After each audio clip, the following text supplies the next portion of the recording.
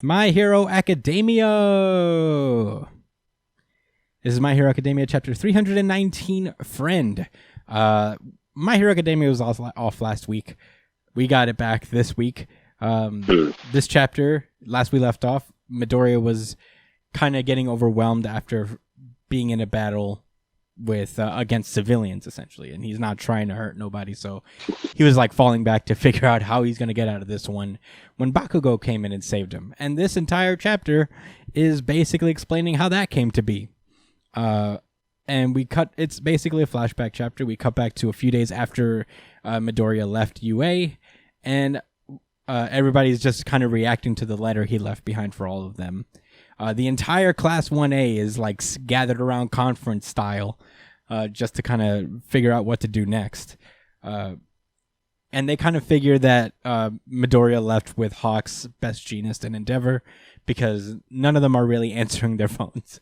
And Midoriya also coincidentally disappeared. It feels too coincidental that all this stuff is happening. So, they think that's what's going on. And Bakugo, knowing Midoriya better than anybody, he knows that Midoriya is taking it all on his shoulders, and there's no way that he wouldn't be able to resist tiring himself out and killing himself to save everyone else. So they basically are asking, like, what are we gonna do now? How are we gonna get in touch with to confirm this? And Uraraka stands up and he's like, Endeavor's a UA alum, right? Then let's force the issue. And a few days later, Endeavor is approached by the entirety of Class 1A, and the principal's like, sorry man, I heard the children out, and you know what, they were very determined to have this meeting with you, so I'm always open to change based on the facts. I'm like, you go, principal. Helping out the kids. Unless it's a sinister plan because he's a betrayer. Oh my god, it would be heartless if he's the betrayer at this point. He's like, yeah, listen to the kids. Yeah. Where's Midoriya at again? I mean, I think he would know. Oh, you don't know? Okay, I'll just bring him back, yeah. Yeah. Bring him back, don't worry about it. We got the shield. Yeah, get my... barrier, yeah. Yeah. Don't worry. So I can get my little mouse hands We'll on be alright. We'll be alright.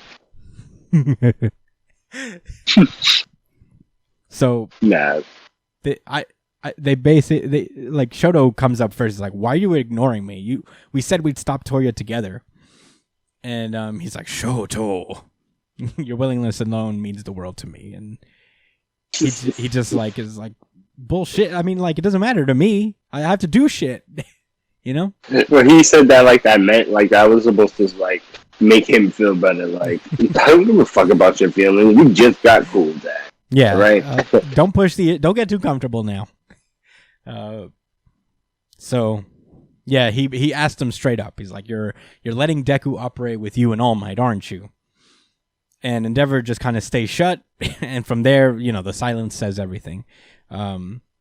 So Bakugo really explains the situation where he's like, "Yeah, in any other situation, it was the right move, but you don't know how absolutely wild Deku is." He's gonna fucking kill himself trying to make things right if you don't let us help him. And Endeavor kind of just like pulls out his phone. On purpose, he kind of just like allows the kids to steal the phone. And yeah, they all come together. They basically take it and they're like, Midoriya is our friend, and we can't very well be expected to go smiling into the future knowing that our friend is walking this thorny path alone. And a cool little page where they're all gathered together. Endeavor's trying to talk him out of it, but he knows this entire time he knows that he can't stop them. And this is probably also the best move possible. But the principal also explains that, like, given that the villains now pursue him, and that he wished to leave UA, I authorized the team up. However, he's always welcome here. So, get him back, basically. And Endeavor's like, what about the evacuees? There's still people who are going to come here. If they know Deku's here, they'll just come. But, yeah, he's basically like, we fortified the school's the security system, and I think it'll work this time. Well, don't worry about that. The security is really good here now. We fixed That's fine. We fixed the security. Just to be clear, I know you're just entertaining my theory, but you're not on board with it. I mean, you think it's Kaminari for sure. I don't think it's Kaminari. I don't know who it is, but you know what? The way you present it, I don't think it's crazy. You know, I don't think it's that. He's just such a Well, his power is that he's smarter than everyone. Like he's like a hyper intelligent mouse thing. So this could be his little strategy. I'm telling you, bro. The fact that the fucking Nomus knew where they was going. True, it could have still been one of the students, I guess. Whatever. I'm just saying. Yeah. At this point, I don't think we'll ever know who the fucking traitor was. They're not revealing it ever. But yeah, the mouse principal seems to be the guy. He could be the guy. I don't dispute. Well, we need to screenshot that page of the chapter where it says there's a spy here when they're talking about it. And just at what's his name? Kohei Hirokoshi. We're on a first name basis with him now? Kohei Hirokoshi. Yeah, just add him, and we'll do it every day. Yeah. It's him, isn't it? It's this mouse. I won't say who, I'll just to remind him, like, you ain't forget about this, right? Yeah. Yeah. I don't know. I mean, it's plausible. It makes sense to your idea of that he's just... He authorized the thing. He authorized Midoriya having to leave, but he's like trying to fish him back, you know? Yeah, he sacrificed all of this developmental time to speed shit up, yet we don't know who the traitor is. It's gonna be... Oh, this better be a real big drop if he had to be sacrificed to everything else. Yeah, I mean, they don't even talk about the spy ever. You know? Not even a little bit. They don't even remember. Never.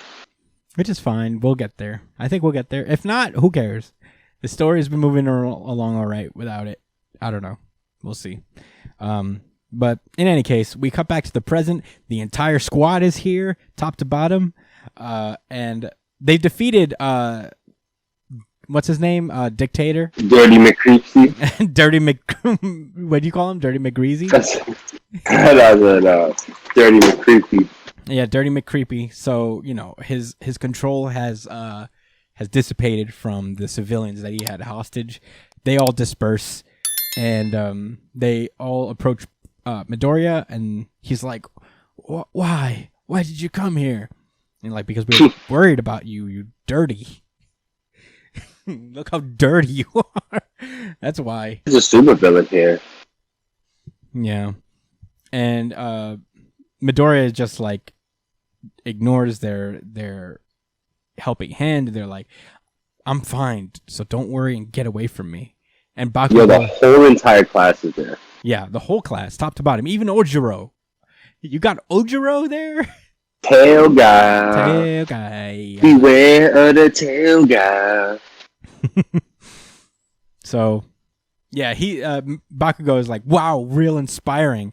All hail the mighty inheritor for one for all. But tell us this, are you smiling now?" He's got like, "Yeah." And Midoriya says nothing because he just puts on his shattered mask thing. And he just says, "Those smiles, everyone's peace of mind, those are the reasons I need to keep going. So get out of my way." And he like one for all's up. And Bakugo can't wait for the smoke. He said, "He's like, man, it's been a minute since I fucked you up. Back in the days." Yeah. "I got stabbed up 12 times and I'll still fuck you up. Let's go." Yeah, that was not that long ago. Yeah.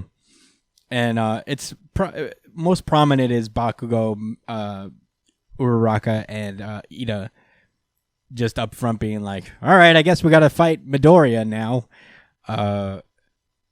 And that's where the chapter ends. I think I really like this chapter. By the way, this is Brian's really good chapter of the week. Certified RGC. Certified RGC. Certified RGC. He told me to tell you guys that. This is his favorite chapter of the week. What? It wasn't mine. What? Am I being facetious? Not facetious. Am I hating? I guess it was. Me. Well, tell me what you Not think. much happened in Tell the me what other you ones. think. We'll talk through our feelings and we'll see where we are at the end. What are you thinking about this chapter? I know you just read this, kind of, so Yeah, it's still kind of so cycling in your mind. But let us know what do you think, Josh? What's on your mind, bud? What was your first impression reading this? you could being completely honest. My first impression was, oh my god! If Brian was on this podcast, he was like, he would have said this is one of the greatest chapters he's ever read in his life. He says that every other week, honestly. I guess that's probably what led me to think that way. But that was my first initial response. Before I actually had feelings of my own about the chapter, I thought about how Brian would react to it. So I don't know. I don't know if that's worth much. If that means anything to you? Anyone listening? Yeah. I mean, I don't know. If Brian were here right now, he'd definitely be like, this was amazing. We miss you, Brian. Like, I don't know. What are they going to do? They're going to beat him up? Isn't that show like All Might right now? Well, I know Bakugo's going to beat him up. But they're going to jump this nigga? Well, it's not jumping. Drag him back to school. I mean, Naruto was going to do that to Sasuke. He basically came with a whole squad. Yeah, he did. Yeah. But he didn't actually get jumped, though. Well, that's because he had 5 millions of shadow clones, but that's aside the point. Well, that's because there was 5 other dudes just holding everyone else back. He couldn't get jumped. It was just there for the drama, just in case. Which, a good thing they was. Oh man, what a great arc! Sometimes I think about that arc and being like, "Damn, that was great." Oh yes. First of all, I also really like this chapter. If One Piece would have been my RGC last week, but there's no One Piece this week, so I guess by default this one was mine as well. Certified RGC. Certified RGC. Certified RGC. The big one. Listen, I mean, I can't ask for anything more than what I literally thought would happen and kind of would hope to happen. You know, we got pretty much all of the characters are back, and they're hopefully. I think this is probably going to be just like a show off of how much stronger everyone else got, and this is going to be a little bit of a development as to how powerful certain people have gotten, because there's a lot of people we haven't seen fight in a long time. So you know what I think will be really cool?